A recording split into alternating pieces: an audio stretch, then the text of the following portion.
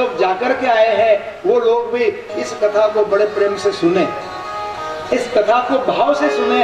और भगवान जब बालाजी का दर्शन करेंगे आप लोग तो ये समझ के दर्शन करें कि हम अभी धुलिया में नहीं, हम अभी देवपुर में नहीं, बल्कि हम अभी इस समय में तिरुपति में है। तिरुपति में भगवान बालाजी के दरबार में आए वाले हैं और हम बालाजी भगवान का दर्शन करेंगे। श्रीनिवासा गोविंदा, भक्तवत्सला गोविंदा, वेंकटरमणा गोविंदा।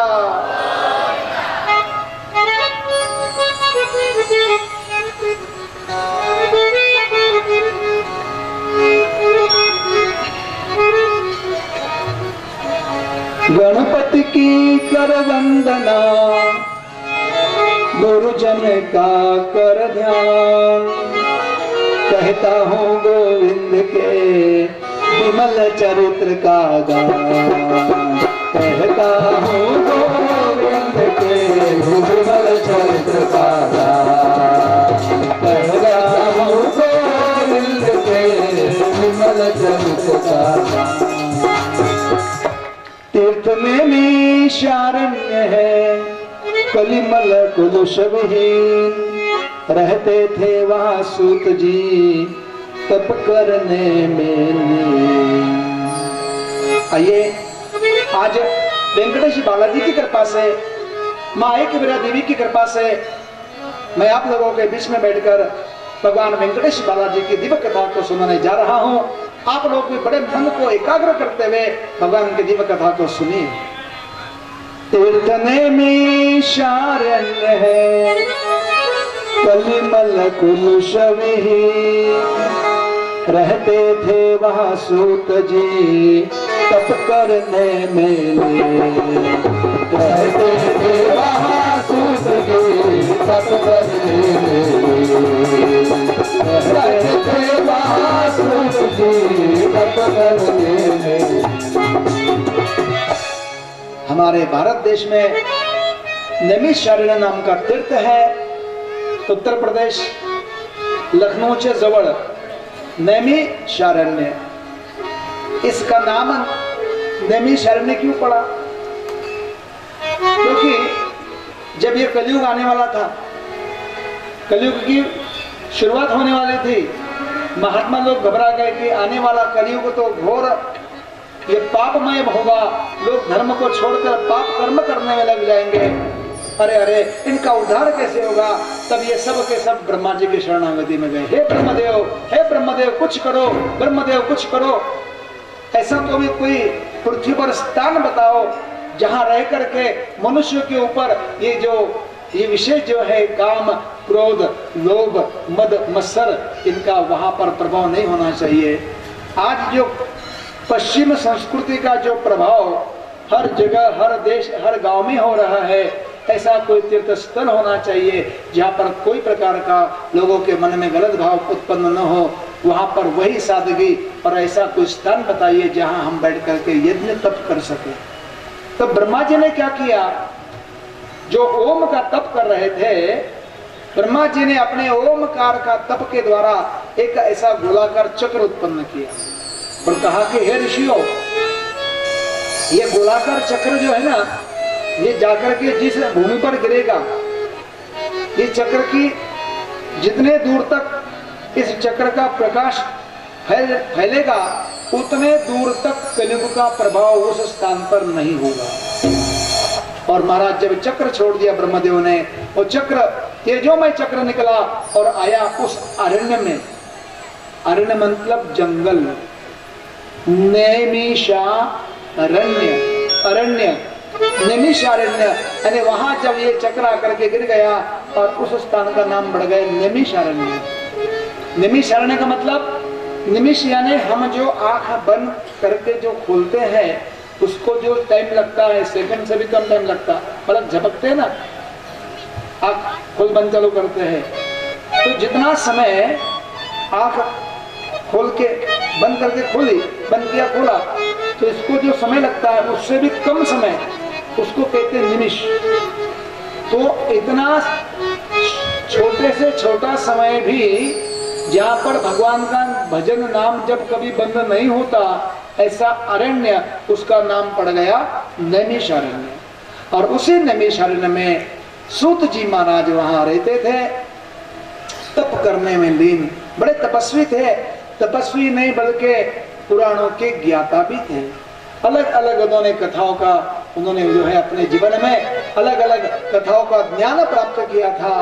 विख्यात तत्ववर्गीय थे, नाना विषयों के ज्ञाता थे, रोचक पुराण गाथा के वो बहुत प्रवीण विख्याता थे। और एक दिन क्या हुआ, जब सूत जी महाराज जो नैमिषारण्य में रहते हैं, एक दिन जब सूत जी आए और वहां आने के बाद उस सभा में, जहां पर एक जगह पर बहुत बड़ा यज्ञ का कार्य चल रहा था, और उस जगह पर जब सूत जी का आगमन हुआ, सूत जी जब आए ना, तो बाकी के सभी ऋषि अपने अपने जगह पर खड़े हो गए। और जैसी जगह पर खड़े हो गए, सूत जी आकर के अपने व्यास गादी पर बैठ गए और उन्होंने सबको इशारा किया, आप लोग भी नीचे बैठ जाइए। तब वो सब नीचे बैठ गए। लेकिन सब लोगों के नीचे बैठने के बाद शौनक मुनी पुन्हा आपल्या जागेवर उभे राहिले। त्यांनी हात जोडून नमस्कार केला सूतजींना आणि सांगितलं, कहने लगे, इस घोर महाकली युग में उत्तम अर्चन पूजन क्या है, उत्तम अर्चन पूजन क्या है, उत्तम अर्चन पूजन क्या है। मनवांचित फल देने वाला कौन सा चरित्र अति पावन है, मनवांचित फल देने वाला कौन सा चरित्र अति पावन है, मनवांचित फल देने वाला कौन सा चरित्र अति पावन है।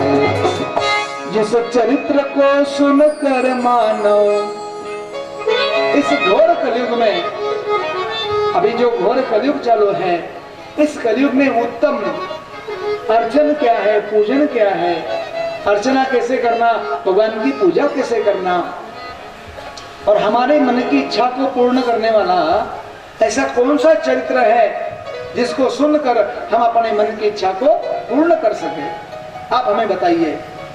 हे सूत जी महाराज, हम सब आपसे प्रणाम करके प्रार्थना करते हैं। अभी कलयुग को प्रारंभ हो गया, आपने हमें अलग अलग कथा सुनाई, आमच्या समोर श्रीमद भागवत महापुराण कथा पण सांगितली। पण आता येणारा काळ बघा, आने वाले कलयुग की जैसे जैसे उम्र बढ़ेगी, ऐसे ऐसे मनुष्यों की उम्र कम कम होते जाएगी। और पहले के जो सत्संग को ज्यादा जो समय दिया जाता था, अब उसमें भी कटौती कटौती कटौती कटौती होने लगी। राधे राधे। मुझे अच्छे से याद है 1996 जब हम कथा करते थे श्रीमद् भागवत, 2 समय में कथा चलती थी, सकाळी 9 ते 12 आणि दुपारी 3 ते 6। राधे राधे। पूर्वीच्या काळामध्ये 6 तास लोक कथा सांगायचे, 6 तास फक्त लोक कथा ऐकायला बसायचे। मग काय झालं, हळूहळू हळूहळू 6 ते 5, 5 ते 4 कथाकारला आयोजक म्हणतात, म्हणे व्यायची ते तारीख ही आपली ठरवा। मग म्हणलं हा ठीक आहे, आणि टायमिंग दुपारी 2 ते 6, 2 तास गेले। राधे राधे। म्हणजे आता बघा, जैसे जैसे आयुष्य कम कम हो रहा है, और अब तो ये हो गया कि 9 दिन की रामायण बोले, बहुत बार रामायण सुन लिए, भागवत बहुत बार सुन लिए, कुछ तो भी नया हो, भगवान का ऐसा कोई चरित्र नया हो जिसको सुनकर मन आनंदित हो जाए। ऐसे ही शौनक जी ने प्रश्न किया कि हमें आप ऐसा कोई चरित्र सुनाइए जो हमारे मन की इच्छा को जल्दी पूरा करने वाला हो। भागवत से तो मुक्ति मिलने वाली है, वो आगे की बात है, लेकिन यहाँ अभी हमारे मन में कोई इच्छा है और हमारी इच्छा को पूरी करना है, तो उसके लिए कोई साधन है क्या? क्या बताइए उसके लिए।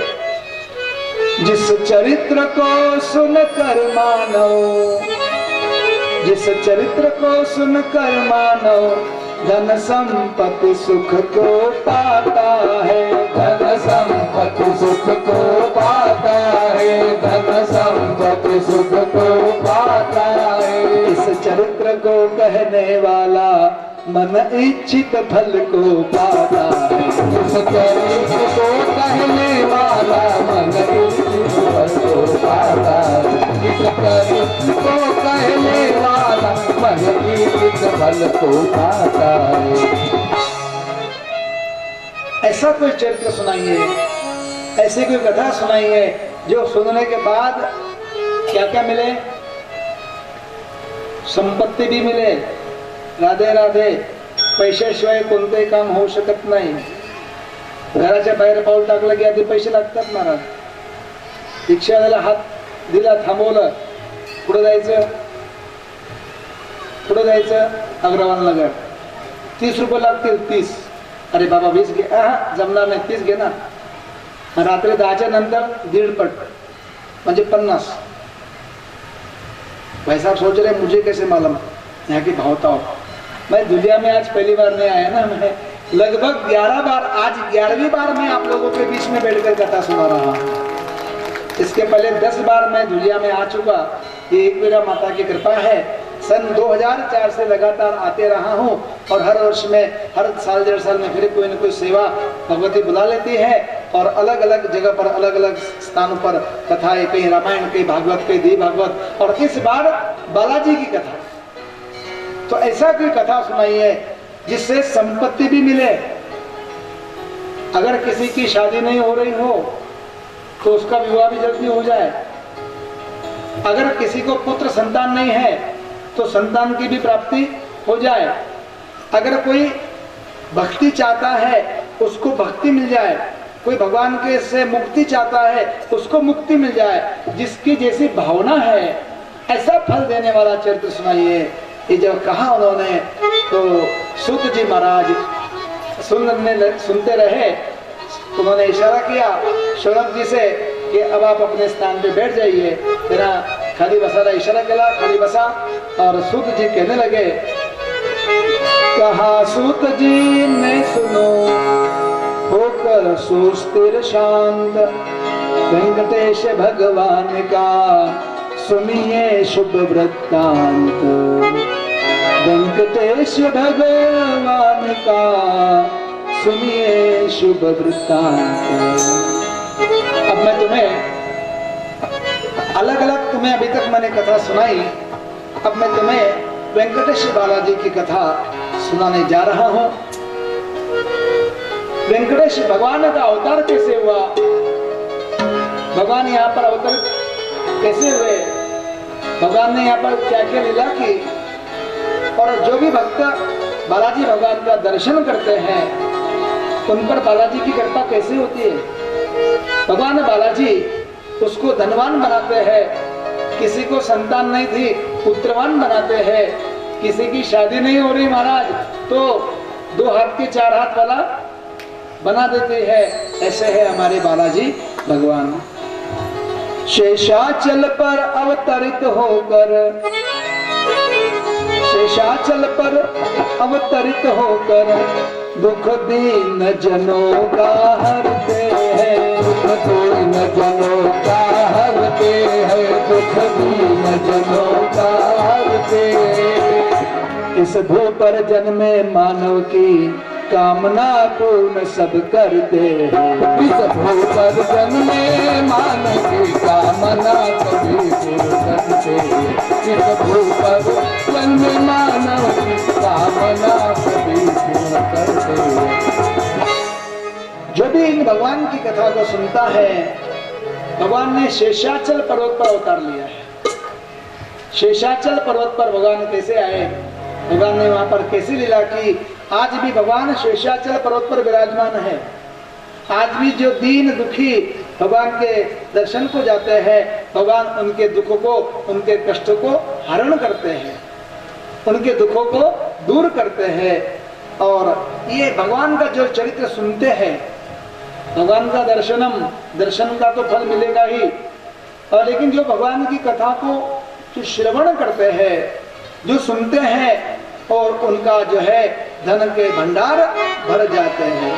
त्यांच्या घरामध्ये कंतीस कमी राहत नाही महाराज, उनके घर में किसी बात की कोई कमी नहीं रहती है, जो बालाजी भगवान का दर्शन करके आते हैं। और तभी तो भगवान खड़े हैं दर्शन देने के लिए, भक्त लोग जाते हैं लाइन में और भगवान के सामने गुनगुनाते हैं, श्रीनिवासा गोविंदा। वेंकट रमणा गोविंदा, श्री बालाजी गोविंदा। और जब भगवान के सामने आज लोग जाकर दर्शन करते हैं और जो भक्त लोग भगवान की कथा को सुनते हैं, आज तक आपने सिर्फ दर्शन किया, कितना टाइम दर्शन किया भगवान बालाजी का? 1 मिनिट या आधा मिनिट लाइन में गए, चला चला चला चला, पाठीमागचं म्हणतो पुढं चला, पुढं चला, पुढं चल, पुढं चल, धक्का मारते मारते आते सामने सामने आए। जैसे भगवान का दिव्य रूप दिखा, दर्शन करने लगे, वो 2 लोगों ने हाथ पकड़ा, झरगुंडी झरगुंडी, चला पुढं, और 2, 5, 10, 20 सेकंड में दर्शन करके तुरंत बाहर निकाल देते हैं। तो मन में तो प्यास अधूरी रह जाती है ना। तो वही भगवान बालाजी जिनका आपने दर्शन किया है, भगवान की सुंदर कथा को मैं आपको सुनाने जा रहा हूँ। इनका